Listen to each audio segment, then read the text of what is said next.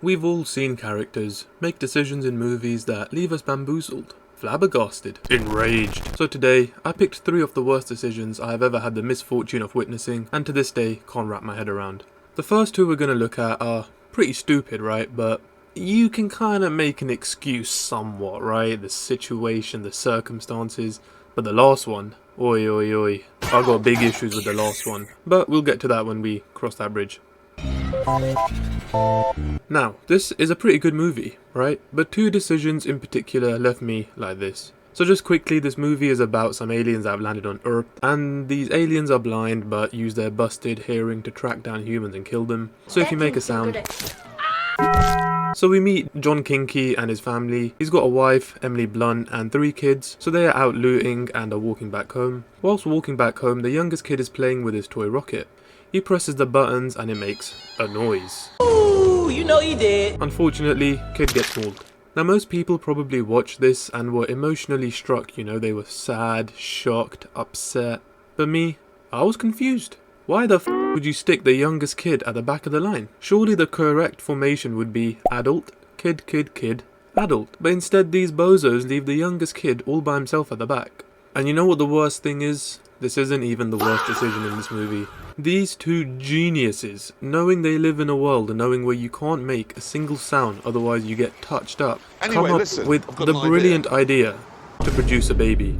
Yep, from start to finish, the whole shebang, the whole process. Now, I understand they're grieving about their dead kid, but making another kid in these conditions is just not the strat. But like I said earlier, I can kinda make an excuse for these guys because, you know, they just lost their kid, they want to feel like a whole family again, so they make another kid, right? I understand it, like, if you use logic, it doesn't make sense, but if you use, you know, emotionality, I can see where they're coming from. Now, next up, we've got arguably one of the goofiest decisions I have seen in movie history, and that is Jonathan Kent, Superman's dad, sacrificing himself in Man of Steel for nothing. Literally nothing. One of the most pointless and funny deaths I have ever seen. So a tornado lands and his dad is being a good Samaritan and helping everyone. He goes to rescue a dog but gets his foot caught in the car. Superman sees this and is about to go help his dad using his powers when... No. Bro really thought he did something like, "No son, your identity must always remain a secret. No one can know you're Superman." I can just get you before anyone even sees me. I'm very quick. No son. Like, what the fuck? This dude is so unbelievably lucky that in this situation with a fat tornado on his ass and his foot is stuck, his son is literally Superman. Probably the only person in the world that could help him in this situation. And bro denies his help. Alright, fine then, piss off. Bye, have a great time. Also, Superman's a bit of a cuck for not just rescuing him either way. Like, yeah, his dad would have been pissed off at first, but then when he realised literally no one even saw Clark Kent because he can travel like nearly at the speed of light or some shit, he would have been like, fair enough, I was wrong, you're pretty fast.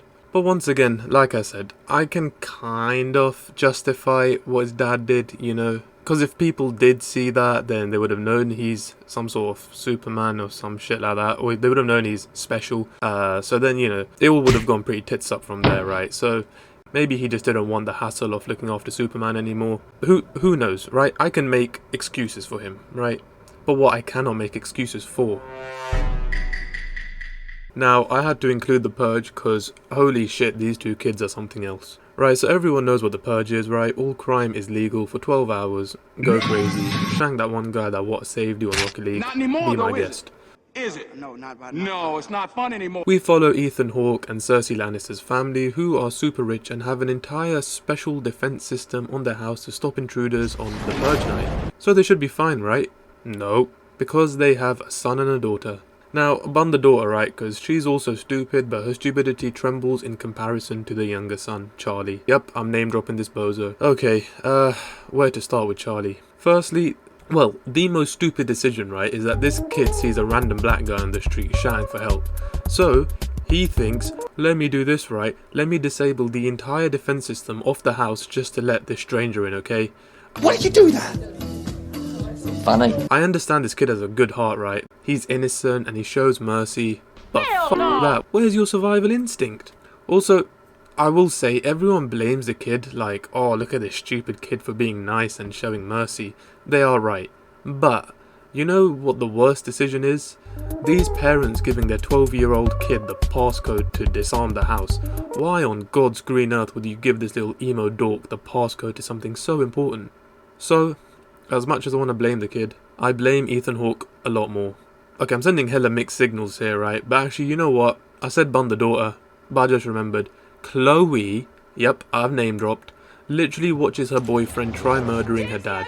But the dude's got shitty aim, so the dad pops back in self-defense, tags the boyfriend, and Chloe, guess who she goes to help, right? You would think she would go to help her father, but she actually goes to help her deranged psychopathic boyfriend instead. Is she alright? Is she okay? Is everything working up there? Oh, also, Charlie, yep, back to Charlie, literally hears his family get a death threat if they don't give up the black dude that they sheltered, right? Well, he sheltered, so guess what he does? He guides the black dude to his super secret fake wall hiding spot. This prick is doing everything possible to see the demise and downfall of his family. And then, this little ogre gets told to hide in the basement because the killers are coming in and it's about to be Rainbow Six up in this and this kid goes down, hides, and starts flailing his light around like it's a flippin' rave. Are you dumb little... my blood pressure's going through the roof. Then he hears a noise, right, and any normal person would turn the light off, right? But this dude is still shining the light and gets caught. I can't lie, if this is my kid in the future, I have failed parenting. Like I said, I can't think of anything to justify this kid's actions or the daughter's actions, right? The daughter, she kind of fixes up later on, kind of, very minor. But this kid, holy hell. If you thought the first decision was the worst, he just gets stupider and it's like he's leaking IQ on the floor as the movie's going on. Well, I was only going to go over that decision of letting the black dude in, but the collective IQ of this family is so unbelievably low. I couldn't help myself. Whew. I did have some other ones to be fair, but the Purge has kind of taken it out of me.